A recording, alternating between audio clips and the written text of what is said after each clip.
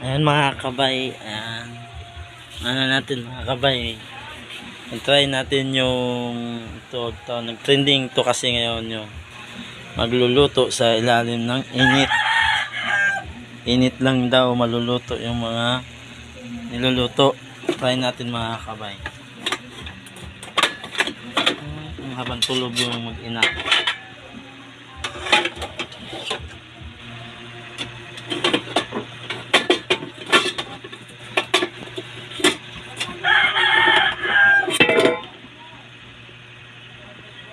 Try natin yun mga kabay kasi na-curious din ako mga kabay kasi syempre akala ko hindi totoo, baka try natin mga kabay.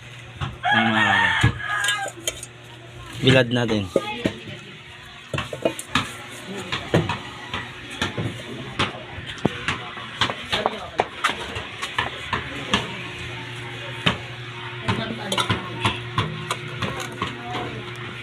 Wag mo ano yun ha. Mag-try ako. Yung niluluto. Try tayo. Katulad sa kawali. May itlog. After 30 minutes, try natin. Ay, 15 minutes lang sa iba eh. Oo nga, 15. Try natin. Isa 5 minutes. Kung magkakaitokin nilangaw. Nilalanggam. Painitin pa nga yan eh. Lagyan mo matiga. Ayan, antayin natin mga 30 minutes. Dapat nilagyan mo. Ayan. Wala, filled. Wala. May mga clouds. Filled tayo ngayon mga kabay. Ayan, wala. Ay, naku.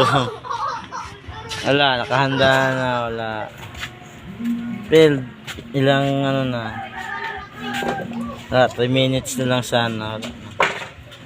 Wala, walang init. Hawakan mo. Init na. Sayang. Wala eh, nawala init eh. Buo nilalanggam. Siyempre may init na eh. Sisi. Ayun mga Failed mga kabay, failed. Pag nasa tubig. Ayan. Unsuccessful tayo mga kabay kasi wala eh. Wala na init. Ayan, sayang. Ang araw. Ito na, nakahanda na pero yung piling, sayang. Kabay. Sana mamayang hapon lalakas init. Ayan, thank you mga kabay.